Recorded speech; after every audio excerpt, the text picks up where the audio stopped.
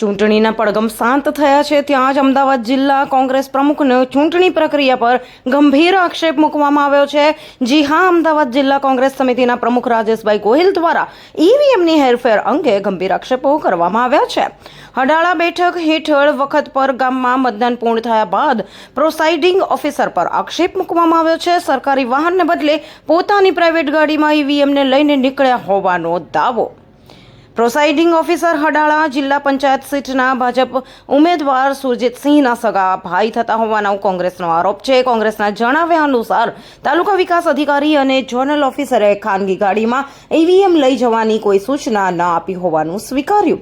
માત્ર સરકારી બસ કે વાહન દ્વારા જ થઈ શકે છે, ત્યારે ખાનગી વાહનનો ઉપયોગ એ ચૂંટણી પંચના નિયમોનો સરેઆમ ભંગ છે। ઉમેદવાર વનરાજસિંહ ચાવડાએ આ અંગે લેખિત રજૂઆત કરી હોવા છતાં ચૂંટણી અધિકારી તરફથી હજુ સુધી કોઈ સ્પષ્ટતા કરવામાં આવી નથી। કોંગ્રેસે આક્ષેપ કર્યો છે કે તંત્ર દ્વારા માત્ર ભાજપ તરફી કામગીરી કરવામાં આવી રહી છે। આ બાબતે હજુ સુધી જિલ્લા કલેક્ટર દ્વારા કોઈ ખુલાસો કરવામાં આવ્યો નથી। ચૂંટણી અધિકારીના ખુલાસા બાદ સાચી હકીકત આવશે સામે। હું રાજેશભાઈ ગોહિલ, પ્રમુખ અમદાવાદ જિલ્લા કોંગ્રેસ સમિતિ।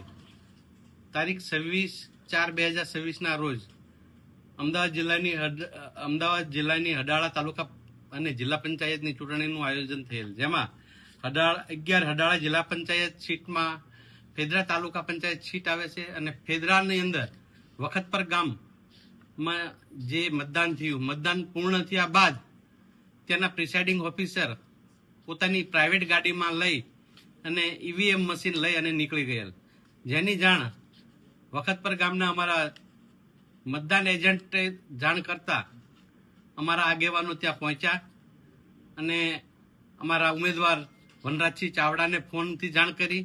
અમારા વનરાજસિંહ ચાવડાએ ટેલિફોનિક ચૂંટણી અધિકારી હડાળાના તાલુકા વિકાસ અધિકારી છે એમને જાણ કરી અને ઝોનલ ઓફિસરને જાણ કરી।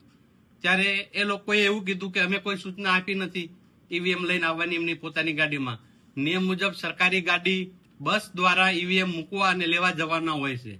ત્યારે આ ચૂંટણી અધિકારી પ્રિસાઇડિંગ ઓફિસર જે હડાળા જિલ્લા પંચાયત સીટના ભાજપના ઉમેદવાર સુરજીતસિંહના કાકાના દીકરા ભાઈ થાય છે, ત્યારે તેઓએ અંગત સ્વાર્થ માટે કે કોઈ પણ કારણસર આ ઈવીએમ મશીન લઈ અને બૂથ ઉપરથી લઈ અને નીકળી ગયેલ, જે કાયદાનો ચૂંટણી પંચના નિયમોનો ભંગ છે। અને અમારા ઉમેદવાર વનરાજસિંહ ચાવડાએ લેખિતમાં રજૂઆત કરી છે, તેમ છતાં ચૂંટણી અધિકારી 11 હડાળાના આજ દિન સુધી લેખિતમાં કે મૌખિક કોઈ ખુલાસો કર્યો નથી અને માત્ર ભાજપ તરફી કામગીરી કરતા હોય એવું અમારે સ્પષ્ટ જણાય છે।